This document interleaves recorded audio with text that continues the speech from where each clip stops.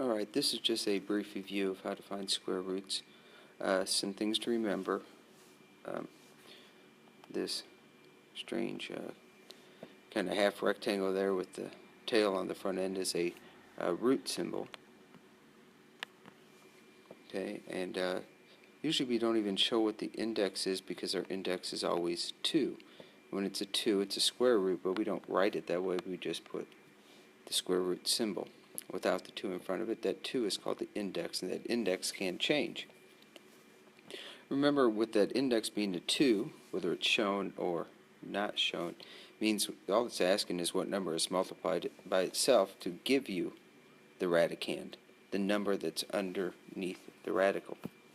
So, for example, here we have the square root of 4. Well, 4 is 2 times 2, so what is multiplied times itself to give you that 4? And the answer is 2, and so that's the square root of 4.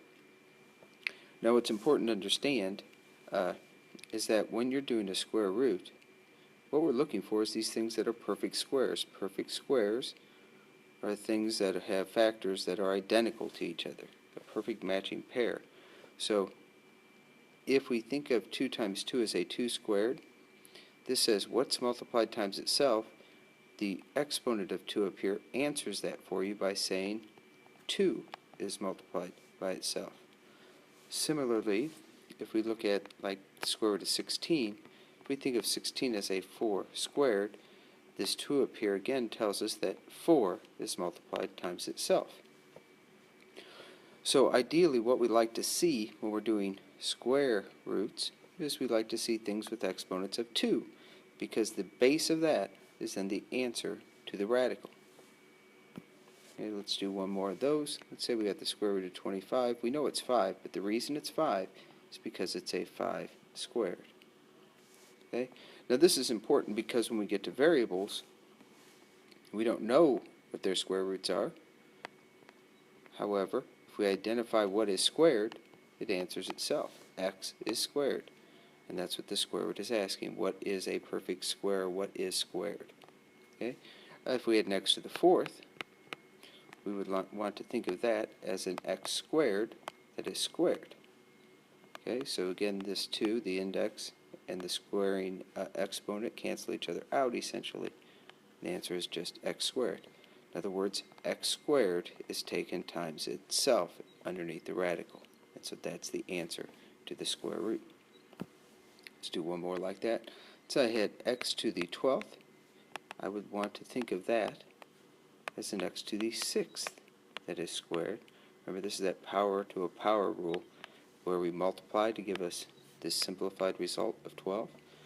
But by writing it this way, I can see what is squared, and I can answer the square root question. So this is fairly simple then, as long as that exponent on the inside is even. Okay, here I've got a 14, so I'll write that as 7 to the 2nd power like that, or x to the 7th squared. So my answer is x to the 7th. Now, one of the particulars that we have to watch out for is this last one that I just did. X to the 14th, because 14 is even, x to the 14th is guaranteed to be a positive number, because I'll have an even number of negatives multiplied together, or a bunch of positives multiplied together. However, x to the 7th is an odd answer, and there's no guarantee x to the 7th will be positive. So if I've square rooted something that's positive, and I get something that could go either way, I have to force it to be a positive answer. And so we put absolute values around it when we get these odd exponents as an answer. See another one of those. Let's say I've got x to the 6th.